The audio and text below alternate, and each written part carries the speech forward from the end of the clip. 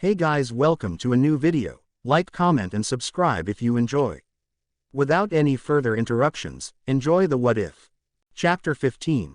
Calm Before the Storm. Sasuke didn't much feel like sparring anymore after Naruto whipped out 6 arms equipped with metal praying mantis-like blades, all sparking with the Chidori jutsu that he'd copied from him years ago in the exams. And thankfully, Naruto quickly gave up his typical beating of Sasuke for fun, at least. That's how Sasuke perceived it and set to talking about the future of their home. I think we need to do something about our compound. Naruto reveals. We should search all of the houses and seal everything away in the shrine. Sasuke nods in agreement. The dilapidated state of the Uchiha compound makes it an unworthy eyesore, and that's just the exterior. Roots growing under the walls from unmanaged foliage have lifted them and caused imbalances and cracks in the roads. Shrubbery has invasively climbed the homes and feral fauna seem to be the only thing giving the abandoned homes some life. Dust cakes the inside of the windows and rain and storm damage have been left unmanaged, causing all kinds of paints to fade. The once bustling little corner of the village has become nothing more than a secret hideaway for vagrants to commit acts of vandalism and exchange illicit goods. Tsunade-sama once told him that she'd seen to it personally that anything of sentimental or secret value is now under lock and key in the Senju compound. Very few Senju still live. About as many as there are Uchiha now, and Naruto seems to find that as tragic as he does. So while the jutsu and memories of the fallen are safe, anything else has been left as free game. Doors ripped off their hinges by looters have littered the porches of these homes. Sasuke seethes at the disrespect. It'll take a while to clean up. Maybe even too long for the two of us. Sasuke doesn't trust anyone with handling Uchiha property. Yes, he's loyal to the population as a whole, but the remains of the Uchiha compound are far too close to his heart to let anyone but Naruto and himself to handle. It might be easier to just dismantle everything and start from scratch. I can rebuild what we need, but the maintenance costs will only continue to go up. This way I can find anything that might have been sealed and dispose of the rest. Sasuke hesitates. He doesn't like the idea of everything being discarded like that, but he knows that Naruto has a point. It would be expensive to try and maintain the compound with just the two of them, and these grounds are hallowed. Allowing non-Uchiha to live here will only invite difficulties once Naruto inevitably kicks them out to make room for future generations of Uchiha families. It can wait a while. Naruto catches on to what is probably blatant on his face. But you should still look through everything. Sasuke nods slowly. It's a surreal experience, walking through this compound after everything that's happened. He has scarcely been here after the incident. Most of his memories in this place are of people who aren't around to share the creepy aura that empty and abandoned space gives off. How was your training trip? Naruto asks suddenly, dragging him away from doomed thoughts. Not as eventful as yours, clearly. Sasuke sends back dryly. I, for one, didn't kill a renowned traitor to Konoha or awaken a new dojutsu form. Naruto lays back into the long and wavy grass. Yes, I should have expected that your efforts would pale in comparison to my accomplishments. How silly of me. Sasuke's brow twitches at the teasing. Naruto states it is an absolute fact, which is even more annoying. I've come far using Matabi's chakra. I think in ways that would surprise you. The creature gave itself a name. How cute. And it's only natural that the seal allows you better control over its power. That's what it's designed for, after all. Anything else would restrict its power. Sasuke isn't comfortable with the callous way Naruto refers to Biju. After training and speaking with the cooperative Nibi, he sees that the Biju are more than just weapons to be pointed in the direction of an enemy. Matabi cherishes her name, despite deviating from the path that the Rakudo Sennin put her on. The Rakudo gave her that name, she didn't pick it. Sasuke states with some annoyance on her behalf. And the Biju are misunderstood. They aren't just monsters that we can use at our whims. Biju have historically aligned with humans to achieve feats that aren't normally possible, with the exception of the Ikibi and the Kyuubi. I will admit fault on the behalf of humans for inspiring the world to attempt to control that power, especially in the case of Uchiha Madara and Senju Hashirama, but it is ultimately the choice of the Biju that leads them to facilitating that fear against them. For what reason other than pride or stupidity would they continue to align with human beings? In that way, mankind and Biju are alike. always wanting to prove themselves superior. Naruto stands up and shakes off the bugs and grass, looking to make himself busy elsewhere. Don't take it as too disparaging of me to assume the worst of anyone or anything that I do not implicitly trust. There are too few people that can earn it. But Biju are just as accountable for their actions as humans are. If they're truly sentient, that is. Ringed eyes gaze down at Sasuke's dark ones, curling up with his smile. But maybe your naivety will help the Biju understand that. Maybe they can learn from an Uchiha who hasn't been taught how to hate yet. Don't forget, however, that even if they speak like humans or help humans on their path, the Biju are not humans and their motivations are beyond our understanding. Look out for yourself, Sasuke. Sasuke's lips pursed in discontent. You think I haven't learned to hate? Not in a way that gives you power. Naruto vanishes, and Sasuke is left with only his thoughts and his partner in crime.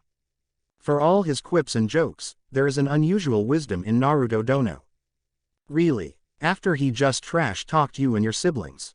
Don't always take what someone says at face value. Your sensei told you as much long ago. Remember, look underneath the underneath. On the surface indeed, he did make a crude assessment of us regarding our power. But what if he's right? The weak look at us in fear and the strong think on how to use us. Humans do the same with each other. It's up to your sensibilities to think critically about whether or not you trust us in the same way. But I will say one thing. My behavior reflects how I wish to be seen. Always. Sasuke ponders that. Is he being too idealistic?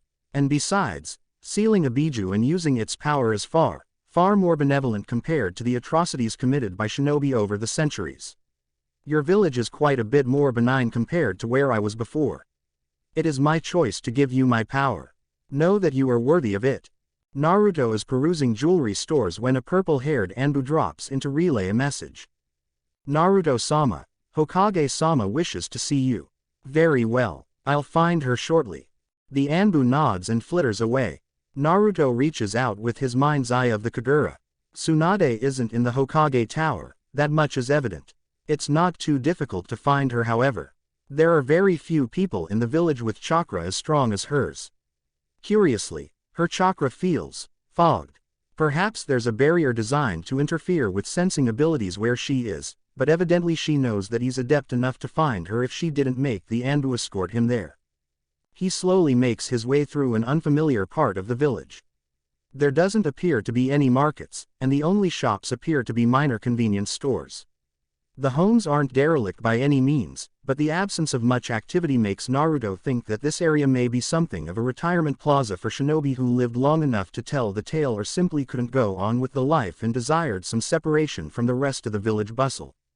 The beginnings of Konoha's signature architecture can be seen as a prototype or origin point here. Strange bright paints and near vertical boards of wood acting as spillways for rain. The streets fluctuate up and down through compressed streets like a maze of a rabbit warren. His eyes fall upon something curious. A great red torii gate, leading into an estate with walls that are nearly as high as it. It appears to be a heavily private villa with very few active homes in it. One of Hashirama's sealing jutsu. Naruto speculates to himself. It would explain the heavily muted sensation of chakra from within the compound. It's not applied to anything, but even being present would be good at fogging anyone's sensing jutsu. Given their suppressive nature, it would be a surprise if even a dojutsu could see into this compound without getting blurry vision. The Rinnegan is a different matter entirely, the core purpose of it being complete control over chakra of any kind. On entering through the gate, Naruto can feel more ambient senju chakra coming from merely 4 people. Tsunade stands out distinctly, but the others are weak. Or rather, untested by training and battle. He takes in the surroundings with keen eyes, seeing how it has changed since Madara's snooping around the village back in his day. The homes are of a traditional variety, well kept but cold and quiet. The sounds of chirping birds nesting in the gutters is prominent, along with some of the soft splashing of a fountain. Naruto's languid walk through the main path of the compound takes him to a small lake, with a quaint gazebo and a small jetty halfway to the other side. He sees Tsunade resting on a wooden rail under the shade, resting her bare feet up on it and seemingly at peace with the environment around her. The usually overt and testy woman is relaxed, even sipping away at a small jug of sake as she looks over the sun-reflective pond. Placing his gunbai against a wooden support, he approaches the Hokage. Her gaze is set on a young boy, sitting on the jetty and splashing his feet in the water and looking rather sad. The last of the Senju. Tsunade says without looking back at him. This is what we have been reduced to. An old woman, 2 cowards and a child. An S-rank missing nin problem child, a hardliner loyalist Jinchuriki, and I can think of a bunch of nasty things to describe myself. The Uchiha aren't in a place to judge what has become of our rival clan. And that's not to mention that there may be a 4th. Tsunade hums dully. 2 missing nin. You failed to mention that on your return. I don't know if he's alive. Naruto admits readily. Tsunade turns to him, more alert although her head now rests on her propped-up knee. You know things. Things that I should know. Yes, this information needs to be handled with more care than I can trust Jiraiya or Kakashi with. So they have personal stakes in the identities of these menaces. Tsunade reads through the lines quickly. She is quiet for a moment. She takes another pensive glance at the lonely boy on the jetty, who is gazing down at the fish swimming under him. Tsunade seems to be in deep contemplation. Naruto waits and simply watches alongside her as the boy picks himself up at the behest of his parents, before they walk out of the compound the way that Naruto had come in. I don't know everything, she says after a while. But I can tell you some truths about the Uchiha incident. Why tell me anything at all? Naruto's curiosity piques, but he knows that knowledge can be a double-edged sword. Because it may pertain to the downfall of my clan as well. Now that surprised him enough to turn him silent. You are too young to remember this obviously, but don't you find it odd that the 2 premier clans of Konoha are now nearly extinct? The Uchiha clan disappears in a single night, and the Senju clan are slowly whittled away until we're in the same position. At first, I thought it had been the wars. The Senju were steadfast and always on the battlefield. But then I started looking into the deaths of the Senju who were getting sent out to the battlefields over the past 2 wars. 70% of them died before their 16th birthday. The average age of a non-Senju on any battlefield was 20. Naruto's eyes lock onto hers. Senju died younger before the founding of Konoha. The entire point of founding this village was to allow Uchiha and Senju children to grow into adults. Why were they getting sent out that early? Tsunade looks back, mouth twiddling in a gesture that shows her discomfort in talking about it. At first, I thought it might have been hero worship on the part of Sarutobi-sensei. He fought alongside Senju Tobirama, who was his sensei. He knew firsthand what kind of potential is in the Senju bloodline, and he saw how quickly I excelled as his student as well. And as stupid and misguided that naive mistake could be, Sarutobi-sensei wasn't the only one drafting missions in wartime. All requests went through him though, and he had to approve them. The mission archive shows that every member of Tobirama's personal detail was responsible for drafting those missions with only one exception. Uchiha Kagami, the only Uchiha on the team. Nothing concrete. Coincidence at first glance. Naruto nods along anyway, waiting for anything else. The Second Shinobi World War is in progress.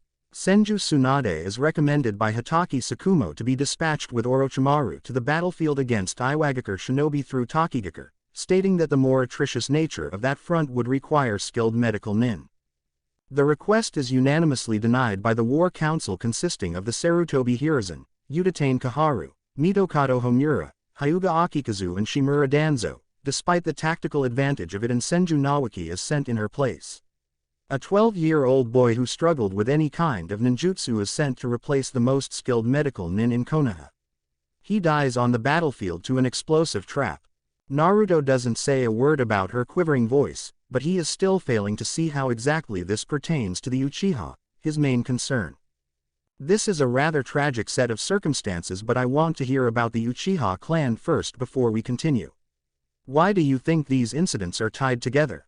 Naruto goes straight to the point, not unconcerned with the current fate of the Senju, but he has his priority set. Tsunade exhales something of a frustrated sigh. The date of your birth. Reports come in that some shinobi had seen the Sharingan in the eyes of the Kyuubi when it was released from your mother. Subsequently, after the Kyuubi incident is resolved, the Uchiha clan are placed on the border of the village where they are easily monitored and controlled. This decision was made by the ruling council of Konoha at the time. Naruto nods along, motioning for her to proceed. This isn't surprising news, and it would be logical to an untrained ear. 6 years after the Kyuubi incident, Uchiha Itachi is recommended for Anbu instatement by Sarutobi Hiruzen and Shimura Danzo. It was refused once by team captain Hitaki Kakashi on the grounds of poor mental health, before later being accepted once that improved. Naruto's head tilts while his eyes narrow on Tsunade. Sasuke is under the impression that his father wanted Itachi in Anbu. And Fugaku, being a parent, merely congratulates his son on his feat of achieving Anbu status of his own merits and desire, all the while unaware that someone behind the scenes wanted Itachi. Fugaku had been against the idea of the Uchiha clan being in Anbu, citing that it would make it more difficult to protect the Sharingan if the clan isn't aware where the clanmates are during deployment, given the clandestine nature of the missions. Dark clouds roll overhead, casting the compound into shadow. 1 year after Itachi's induction into Anbu, he brings forward news that the Uchiha clan is planning to revolt and stage a coup. The Uchiha clan believed that it had been the victims of unjust discrimination by the higher-ups, and plans to take control of their village back. Diplomatic attempts by myself to prevent this from occurring ended up in failure. Uchiha Fugaku claims that this had been happening since before his time, and increasing as time went on. If they abandoned the village, they would be hunted down as traitors. If they stay and don't do anything, they face more isolation and propaganda against them. If they fight, there may be a few of them alive to take what belongs to them back.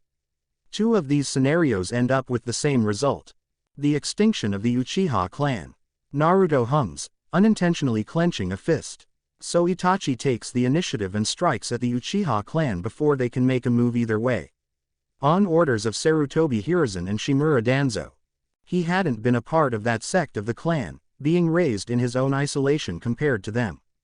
But they had spawned Sasuke, so they couldn't all be as bad as Madara wanted him to believe.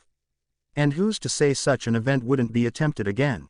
That's right. After the incident, I put Danzo under permanent house arrest and stripped Sarutobi of all political power and official influence that he held over my shinobi. However, that's where more problems start. Some of my Anbu must have been collaborating with those two, because it was made clear during the Chunin exam invasion that Danzo had still been operating a private division without me finding out about it. 2 elderly shinobi still being helped by members of my forces despite having all official power stripped from them. Don't you find that as strange as I do? Presuming that you're telling the truth, yes. Naruto hasn't decided if he actually believes her yet. He still needs to fish for more information. He couldn't have done it alone. Naruto shakes his head. Itachi is considered a prodigy by everyone in this village, but even he wouldn't be able to wipe out the Uchiha clan on his own as a child. Even if he was groomed from the start. You're right, Tsunade confirms grimly. Itachi came into contact with a masked man claiming to be Uchiha Madara, who told him that he would assist in the Uchiha massacre and leave Konoha alone in exchange for joining his organization. Naruto stares into Tsunade's eyes, and he knows that the answer is also a question. She is providing sensitive information for equally sensitive information about the Uchiha clan. It's not Madara. Naruto denies quickly. The old man died in his sleep and I incinerated his corpse. This man is still strong enough for Itachi to think that he is Madara. No surprises there. He is Madara's apprentice, Uchiha Obito. Obito. Tsunade struggles to remember the name. I don't believe I'm familiar with him. You weren't in the village as I recall. He allegedly died while on a mission, but not before giving Kakashi his Sharingan. Madara found him and put him back together to achieve his goal posthumously. Obito was the one responsible for releasing the Kyuubi. I just didn't know for sure if he managed to survive my father. His goal. Naruto doesn't even know how to begin to explain the convoluted plan. Look, you're already aware that the Akatsuki is hunting down the Biju. The Eye of the Moon plan is based on an Uchiha relic that explains the history of the Uchiha and Senju. The ultimate endgame of the plan is to merge all of the Biju into the husk of the Jubi that the Rakudo Sennin sealed in the moon before he split it into 9 separate beasts. The Jinchuriki of the Jubi is said to be able to reflect a powerful genjutsu off the moon that would capture the entire world, and place every last soul in it in an eternal illusion of catered happiness. There would be no more winners or losers, and the world would be at peace. A tempting idea. That's insane, Tsunade blurts out with wide eyes. I can't even begin to describe. I know, and that's why it complicates things to know that Obito is still alive and working towards that goal, with the help of several S-rank missing nin and a wielder of the Rinnegan. The downfall of our clans is tragic, but there will be nothing left if we don't stop this plan. Tsunade looks pitying. Kakashi's teammate. No wonder that you don't want him to find out. I know you probably don't want to face him battle. No. Naruto cuts her off. Obito has to die. If he succeeds, the entire world as we know it will cease to exist. There will be no winners or losers, there will be only flat, colorless, lifeless existence that is worse than death. He's a member of my clan and another of my grandfather's mistakes. It's now my responsibility to put him back in the grave. Also, he killed my parents. We both have a lot on our plates right now. Something in Tsunade's eyes seems to glimmer approvingly, like she has discovered something about him that she didn't know for sure. But I still don't understand. If Madara had enough love and compassion in him to raise you, then why would he groom an apprentice to kill his daughter and steal the Kyuubi? A person who possesses the Rinnegan is capable of bringing the dead back to life at the cost of their own life force, and when that person has eternity at their fingertips, the dead are theirs to do with as they please. Madara believed so much in this plan that it never mattered what got in his way. He never learned to accept death until he finally realized that his way of doing things had killed his daughter and orphaned his grandson. He understood that he had the chance to make peace with reality and he had squandered it. So he took a page out of your grandfather's book and left the future to those who are here now. He leans against the wooden rail once more. Right now, it doesn't matter if the Uchiha clan revolted on their own or if it's an active conspiracy against us. I could have handled the Akatsuki alone, but Obito is on a different level to the rest. Conventional tactics and ninjutsu will not be enough. I need time to prepare, and the status of all Jinchuriki and Biju in the world will need to be assessed to make sure that they aren't stolen in one fell swoop. I have a few ideas. Go on. Tsunade gestures to him, leaving the jug of sake she'd been nursing forgotten. You could call for a Gokage summit. The first since Hashirama's time, but it would absolve Konoha of some of the responsibility if the nations are warned beforehand about the impending threat. And if we publicly announce that the Uchiha and Senju alliance is still going strong, it might be enough to dissuade certain factions in the village from moving. Mobilizing shinobi of all backgrounds in Konoha may stir enough chaos that they'll put the welfare and continued existence of the village first. The first sign of any Akatsuki members will need to be dealt with swiftly, and we need to weaken them as much as conceivably possible. They'll go for the Ikibi first, and then Sasuke if they don't decide to capture a stronger Biju and rend it under the genjutsu of the Sharingan. I'll summon the council. Tsunade bounds to her feet. You'll need to be present as well. Tsunade whistles loudly, an unfamiliar tune and sound amplified with chakra. Naruto can feel it resonate over a long distance before the cat-masked Anbu who'd been absent since informing Naruto of his little meeting appears before them in a flitter of motion. Yugao, I need you to gather the council for me. Tell them it's an emergency meeting. 2 hours. Understood, Hokage-sama. Yugao nods professionally, before presenting a small box. And your previous request. Tsunade takes it from Yugao before the purple-haired woman flitters away again. I know this might not be the ideal time now for what you were planning, but... She puts the box in his hand and opens the lid. A glimmering ring shines from its decorative casing. It doesn't take a genius to know what you were looking for when Yugao told me where you were. You're young, but if things get too busy, you might not get the chance to ask again for a long while. Chakra crystal. Naruto looks closely at the shining teal gem. This is no cheap item to come by. Thank you. Price matters very little when it comes to my family, Naruto. I wasn't sure if you were aware, cousin mine. Tsunade winks. Don't be late. Tsunade. Naruto calls out, to get one last word in. Why did you tell me this about the Uchiha clan? Do you not fear retribution from me? Because you've never given me a reason to doubt your ability to view everything as objectively as you have. I've watched you from the start of your career, Naruto. I know that you give everyone a fair chance. I know that you don't hide things without a good reason, and I know that you'll want the complete truth before you act impulsively. Just because others in the village don't trust you, does not mean that I don't. I wanted to tell Sasuke, but for all the progress he has made, he doesn't see things the same way that you do. Naruto stares deeply into her eyes, her own amber orbs not flinching at his eerie gaze. I'll train the boy. Her eyes widen a bit in surprise before she smiles again. And I'll hold you to it. He's still reeling a bit from his newfound knowledge when he finally returns home. You might not get the chance to ask again for a long while. Naruto ponders Tsunade's words as he enters his apartment. He doesn't want to do it right away, he wants it to be special for Karen. For him, he could just sign a piece of paper and be done with it, but… Naru, welcome home. Karen wraps her arms around his waist. He responds in kind and hugs her tighter than he usually does. She sinks into it expectedly, letting out a content hum that practically sings and gives him an emotional reaction that he just can't find anywhere else. You're cuddly. Karen snuggles in more, unusually so. Have I finally broken through that cold exterior? Naruto's lips twitch up. The cold exterior had been a running joke between them after eavesdropping on some of Sasuke's fangirls that were gushing about how dreamy he is. Finally, my heart has been yours for a long time now.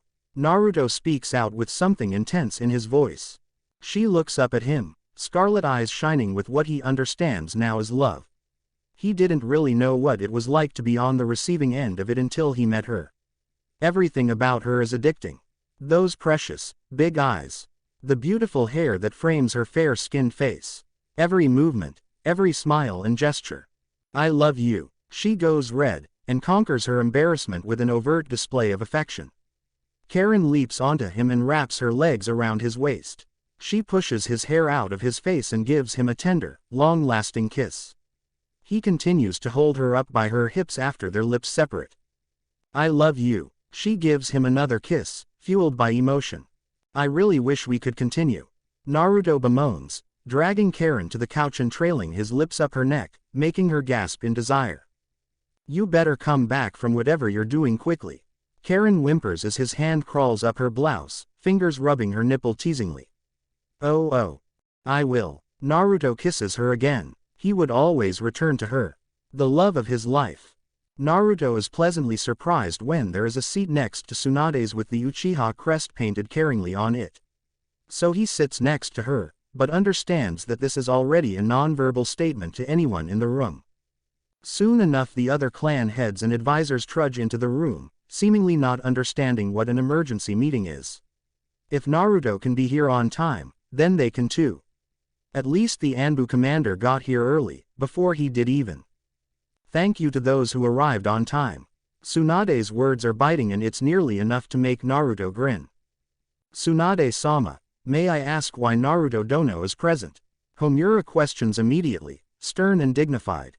The purpose of this meeting is not to discuss the leader of the Uchiha clan's presence on this council.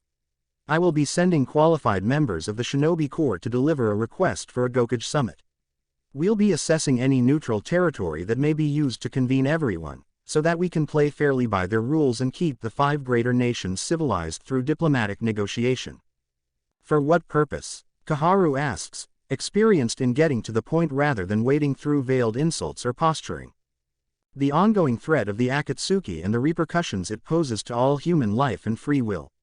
Tsunade states bluntly, I have conferred with Naruto Dono regarding intel Konoha has uncovered since the Kyuubi incident, and Naruto Dono believes he knows what the ultimate goal of the Akatsuki is.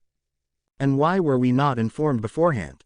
Kaharu asks crossly, narrow eyes sparking with unease. Because the man with the master plan is an Uchiha. Naruto speaks up before Tsunade can give a half-truth answer. Tsunade conferred with me due to the sensitive nature of the situation. We pieced together what we know to uncover the identity of the leader of the Akatsuki and have determined that an Uchiha. Hiashi spits out, cutting Naruto off and evidently seeing it as a political opportunity. That makes 2 missing nin Uchiha criminals. This is not a matter of Konoha but whether or not the Uchiha clan will continue to defect. Naruto stays silent and calm as several voices expressing the same sentiment pipe up unsolicited. His face is set in stone while insults are thrown by the less than tactful representatives of smaller clans. It's certainly different to the grateful well-wishers that he is exposed to in the streets. It seems the common folk like him a bit more than some rotten politicians. Go figure. If I may be allowed to speak again.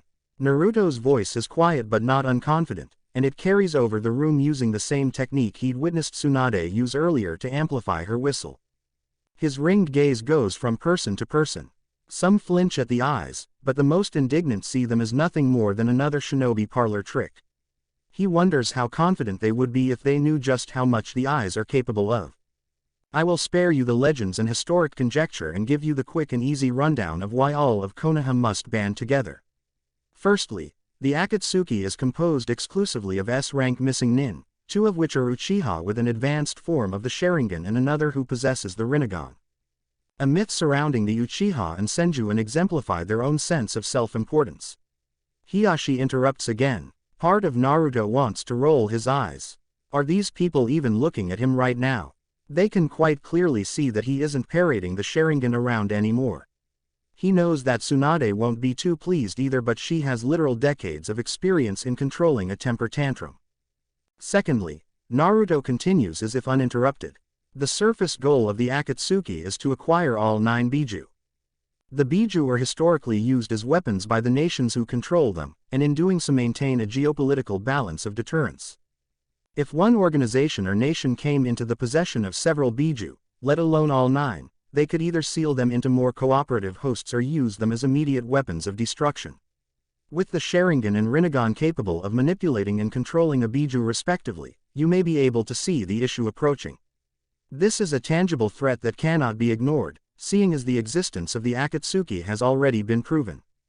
Naruto is careful with his words, using half-truths of his own instead of giving them a lecture on unproven history that has been forgotten by nearly all common folk and clans.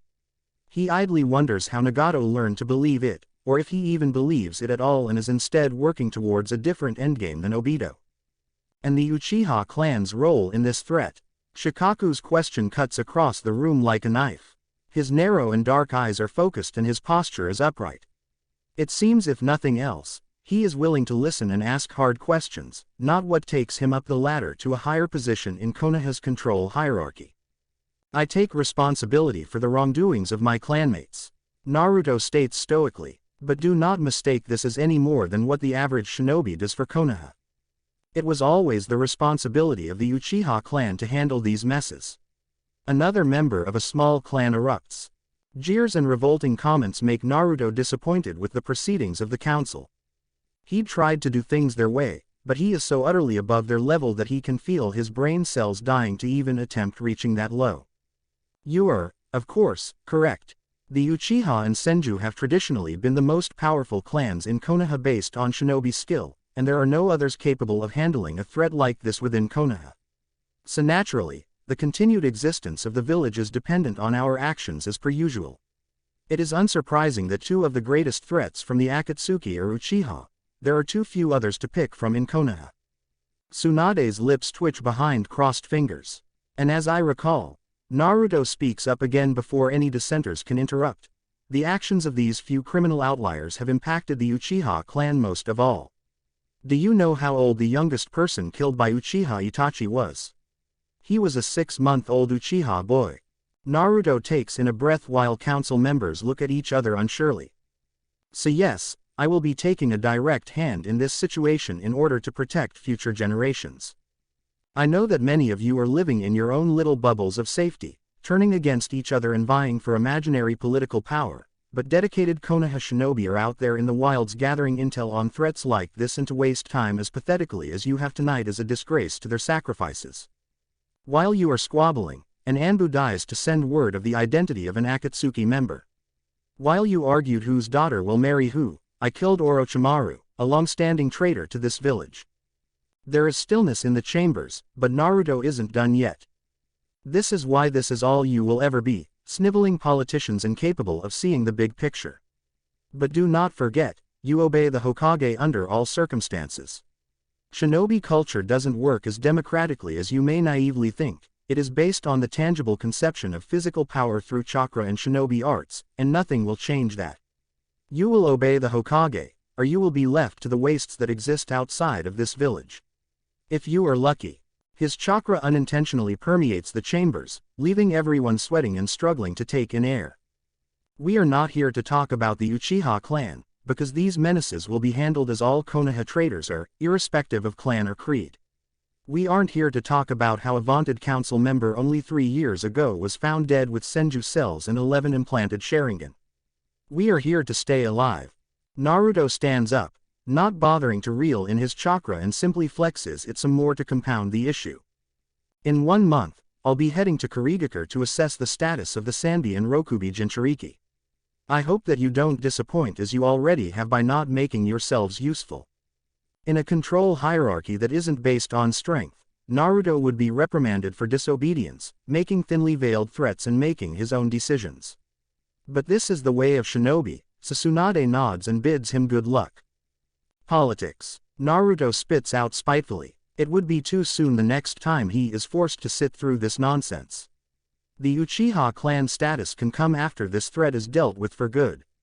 1 week later. How much will the world take from you before you're willing to give it your lives too? Senju Takehito and his wife Mika are startled when Tsunade barges into their little part of the Senju villa with a giant of a man in tow. She demands of them an answer, not asks for one. He knew that a confrontation would be inevitable after Fujita's birth. Tsunade had been patient for 8 years, letting them raise their boy in peace and by their own desires while keeping them out of political affairs. Fujita's civilian school teachers had been warned extensively that the boy's surname is not to reach the ears of other children or parents. Strictly. But their clan had dwindled away. Takehito had been too fearful of shinobi life to continue past his genin days, when his family had been cut down before his eyes during the Third Great Shinobi War, taking up work as a carpenter instead. There had only been 3 of them left after the war, but the unease he felt at being the last of Senju Tobarama's descendants had never left him. His childhood had been lecture upon lecture of shinobi arts and studies and the importance of the continuation of the clan. He doesn't want that life for his boy. As much as Fujita had cried and begged to go to the shinobi academy, both Takehito and Mika had been too scared that they would lose their only child to the tumultuous nature of shinobi life and refuse, letting him go to civilian school instead. Please, Tsunade. Takehito lets out a weary sigh with his request. Mika gives off a little noise of distress too, looking like she's fighting the urge to run up the stairs and run away with their son. I understand. Tsunade nods but does not break her posture. She is a woman on a mission and would not be dissuaded, it seems. But this is the future of our clan. I cannot and will not let us go quietly in the night. I will fight for our survival, and it's more important now than ever before that the boy becomes capable of defending himself. Mika shrinks into herself as she realizes the determined nature of Tsunade's spiel. Indignant aggression wells up in his chest. You should have thought about that before abandoning us. Takehito hisses, spittle flying from clenched teeth. We were dying. My brothers were getting killed before my eyes while you ran off and drank away your sorrows. You had the chance to spawn your own progeny and you didn't. Tsunade is famously an aggressive woman, but she has a unique patience with her family that she does not exercise anywhere else. So she merely puts up her hand as a polite gesture to make him stop. I am taking my own measures to ensure the continuation of our clan. Tsunade subconsciously rubs the waistband over her stomach and both Takehito and his wife's breaths shorten. So I'm catching up on my part. Even at my age, a Senju can still continue the legacy. They're speechless and can't respond to that bombshell. I'm not pushing this lightly. Tsunade goes on tiredly.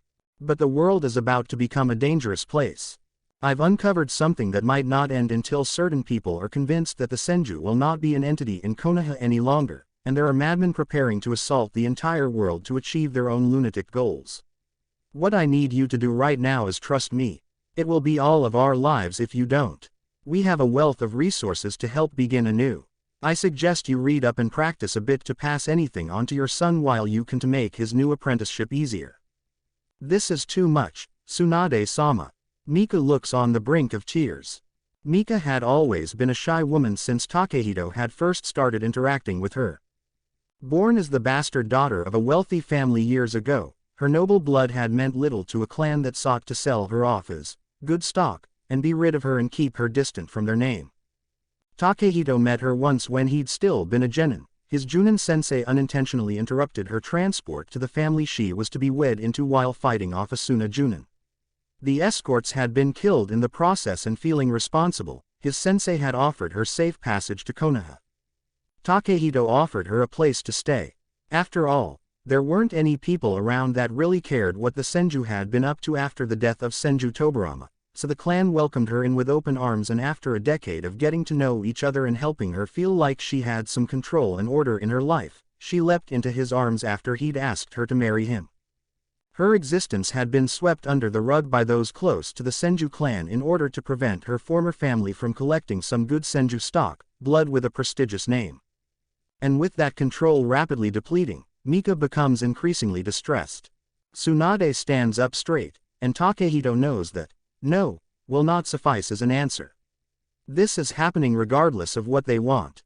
You won't get to choose your destiny without strength on your side, because conflict is gonna come knocking regardless of how low you keep to the ground. The best chances for your and the boy's survival has already been organized. Uchiha Naruto will be his sensei when he is ready. Uchiha Naruto, Takehito whispers. He doesn't keep up to date much on shinobi names, but even he'd heard about the Rising Star. S-rank war machine as the stories go, whose every jutsu was another shinobi's final trump card.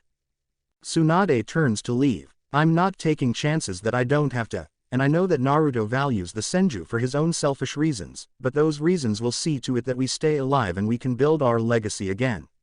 If it really turns out that it had never been our fault from the beginning for the decline of our clans, I will be the first to demand answers.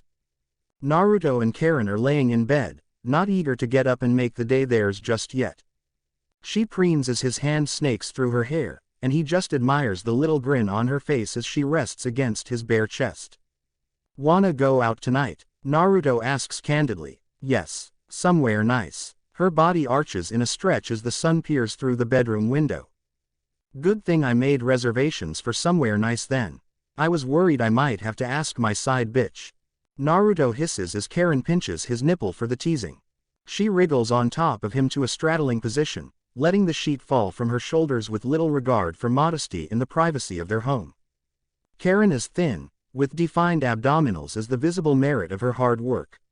Her breasts are inviting, but no more than the hips spread across his own, with the visible, tidy red strip drawing his attention.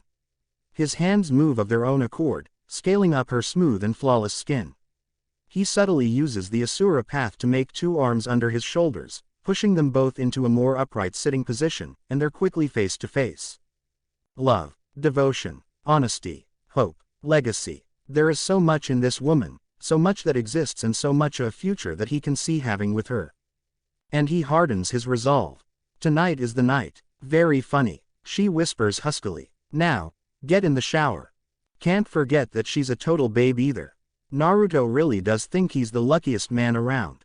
Tonight. I'm doing it tonight. Naruto pulls his hair back into a low ponytail not unlike Jiraiya's, with his hair parted to the sides of his face similarly.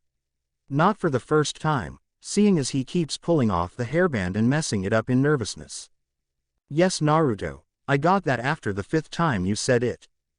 Kakashi and Jiraiya watch in amusement as Naruto paces back and forth and Sasuke tries to calm him down. What if she says no? Oh 4. Sounds like you're going to have a wonderful night. Shizune spends an inordinate amount of time styling Karen's hair. It takes more willpower than she cares to admit in order to stop herself from even dropping a hint. Shizune. Karen laughs it off. Come on, you're not usually this hennish. Karen-chan, I want to help you out sometimes too. I can't trust girls your age to teach you everything about fixing your hair. Shizune plays it as well as she can. Minako looks on in awe. Karen nay, you're so pretty. Nah, thank you sweetie. Karen tugs her into a mini hug. Your hair's next, you know that right. Does your 2-san know how many boys he's gonna have to scare away? Karen nay. Minako turns red. Shizune hides her sly smile and the two babble on. Alright, I'm fairly convinced that he's actually gonna go through with it. Jiraiya tells Tsunade readily. He damn well better. I didn't commission that ring for nothing. Then I suppose it's high time that I get one for you. The slight pause before Tsunade's answer made his heart thump in his chest in fear of her response. Quote. You damn well better. She shuffles into his side without turning to look at him. Jiraiya grins, heart rate slowing. Turns out he'd been right all along. Senju and Uzumaki simply view relationships very differently to the average person. But one thing is consistent. They find someone, get glued to them and refuse to part ways until something catastrophic happens, and the grief that overwhelms them. Tsunade's life has been wrought with tragedy, but she is a strong woman that can bounce back and find motivation and meaning in her life. Age and time matter little to these peculiar specimens. He just counts his lucky stars that she chose him after all this time. Even if it's not normally viable to have kids at their age, Tsunade is equipped with the knowledge and genes to make things work. It takes many nails to build a crib, but only one screw to fill it. It's a hard time for Konoha right now. Their relationship has been on the down low for a long time, but the world has gotten to the point that Konoha doesn't need one grand spymaster to do all the work for them. It's time to guide the next generations, not do everything for them. The coming battles will be hard fought, but Konoha will pull through. Such is the will of fire. Shame you have to quit drinking too. Jiraiya tacks on unhelpfully. Tsunade's groan tells him that she's already aware. It's happening. Sakura hushes the hiding crowd outside. Many of them are transformed into pot plants and tables while the others hide behind cover and observe impatiently. The darkness in the street is but a weak background to the bright and decorative lamp lights of the restaurant. It's not even near closing time, but the restaurant staff appear to wait with bated breath, subtly moving over to various tables and asking for a minute of quiet. They can practically hear Naruto's heart thudding in his chest. He looks ever so handsome in his indigo yukata, and Karen is unimaginably beautiful with her flowery patterned one of her own. Naruto and Karen stand up, giggling and practically all over each other already. Come on, Naruto. Sasuke quietly cheers on his friend and Sakura feels much the same. Kakashi and Shizune look on with delight, already knowing what's going to happen. As Karen begins to peel away to the door, Naruto drops to one knee and grabs her hand, making her turn on heel. He pulls out a small box and presents it to her. Karen's hands fly up to cover her mouth, and her knees grow weak. Naruto's mouth moves wordlessly to them through the windows of the restaurant. Karen's head bobs rapidly 3 times. She leaps into his arms with a screaming, yes, that can be heard far outside. Every single person hiding and in the restaurant leaps to their feet with crying cheers. Thank you for watching. If you enjoyed the video, be sure to like, comment and subscribe, as well as checking out the author on fanfiction.net.